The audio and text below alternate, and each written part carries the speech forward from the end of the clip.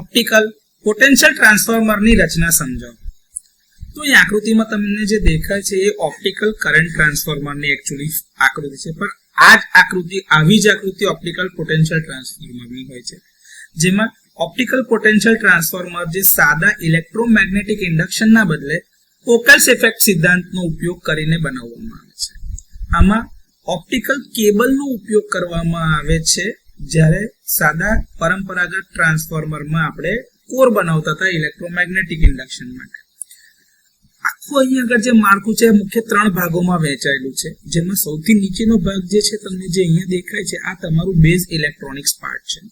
વચ્ચે આ તમારું ઇન્સ્યુલેશનનું એક કોલમ છે અને ઉપર તમારું સેન્સિંગ હેડ મૂકવામાં આવે છે. હવે આ જે બેઝ બોક્સ છે એ ગ્રાઉન્ડ લેવલ ઉપર જ સ્થિત હોય છે, જેમાં પ્રકાશનો સ્ત્રોત અને ફોટો ડિટેક્ટર સહિત ઘણા બધા ઇલેક્ટ્રોનિક ઘટકો મૂકવામાં આવે છે. પોલરાઇઝ્ડ પ્રકાશનું બીમ ઉત્પન્ન કરવા માટે આ બેઝ યુનિટની અંદરમાં લેસર અથવા તો LED જેવા સ્થિર પ્રકાશના સ્ત્રોતને રાખવામાં આવે છે. વચ્ચેનો ભાગ જે છે એ પ્રોટેક્શન પર્પઝ માટે સિલિકોન રબર શેડ સાથેનું ફાઇબર ગ્લાસ રેઇનફોર્સ્ડ એપોક્સીથી બનેલો હોલો ઇન્સ્યુલેટર કોલમ છે. આ હોલો ઇન્સ્યુલેટર કોલમની અંદર સ્ટાન્ડર્ડ ફાઇબર ઓપ્ટિક કેબલ જે છે એ બેઝ થી લઈને ટોચ સુધી કનેક્ટ કરે છે, જે પ્રકાશનું વહન કરવા માટે લગાવેલ છે. આ fibre optic cable high voltage line અને ગ્રાઉન્ડ વચ્ચે સંપૂર્ણ વિદ્યુત ઇન્સ્યુલેશન એટલે કે ઇલેક્ટ્રિકલ આઇસોલેશન પ્રદાન કરે છે. આ ઉપર જે છે એ તમારો સેન્સર હેડ છે, જે કોલમની ટોચ ઉપર માઉન્ટ કરેલ છે અને સીધા હાઈ વોલ્ટેજ ટ્રાન્સમિશન લાઇન સાથે જોડાયેલા હોય છે.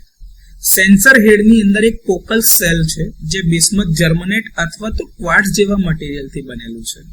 આ એક ખાસ ક્રિસ્ટલ છે, જે સેન્સર હેડમાં પોલરાઇઝર અને પ્રકાશ બીમને આકાર આપવા માટે વોટર વેવ પ્લેટ જેવા ઓપ્ટિકલ ઘટકો પણ અંદર હોય છે.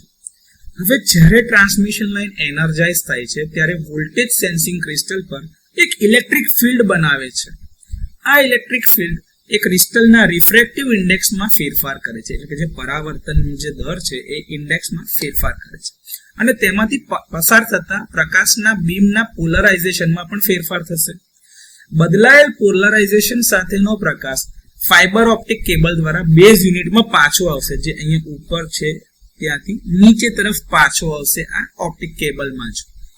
બેઝ યુનિટમાં ડિજિટલ સિગ્નલ પ્રોસેસર મૂકેલું છે, જે ચોક્કસ વોલ્ટેજની ગણતરી કરવા માટે આ પ્રકાશમાં જે ફેઝ શિફ્ટ મળે છે તેને માપે છે. લાઇન ટુ લાઇન વોલ્ટેજના માપન માટે સિસ્ટમમાં સામાન્ય રીતે ગ્રાઉન્ડ સાથે જોડેલા 3 ઇન્ડિપેન્ડન્ટ એટલે કે સ્વતંત્ર ઓપ્ટિકલ ટ્રાન્સફોર્મર્સ મૂકેલા છે, જેનો ઉપયોગ કરવામાં આવે છે. ડિજિટલ પ્રોસેસર આ ત્રણેય ફેઝમાંથી સિગ્નલ મેળવે છે અને લાઇન ટુ લાઇન વોલ્ટેજ નક્કી કરવા માટે તેમને ગાણિતિક પ્રોસેસ માટે આગળ મોકલે છે અથવા તો એની પ્રોસેસ કરે છે. આ રચના તમારા પરંપરાગત ટ્રાન્સફોર્મરથી અલગ છે, જેના કારણે એમાં જોવા મળતું ઓઇલ ઇન્સ્યુલેશન અને ભારે આયન કોરની જરૂરિયાતને દૂર કરે છે. બેઝ યુનિટ દ્વારા પૂરું પાડવામાં આવેલ આઉટપુટ ઓછી ઉર્જાવાળા એનાલોગ સિગ્નલ અથવા તો IEC 61850 ધારાધોરણ એટલે કે સ્ટાન્ડર્ડ સાથે સુસંગત થયેલું ડિજિટલ સિગ્નલ છે. તો ઓપ્ટિકલ પોટેન્શિયલ ટ્રાન્સફોર્મરની રચના વિશે આ થોડી ઘણી માહિતી છે.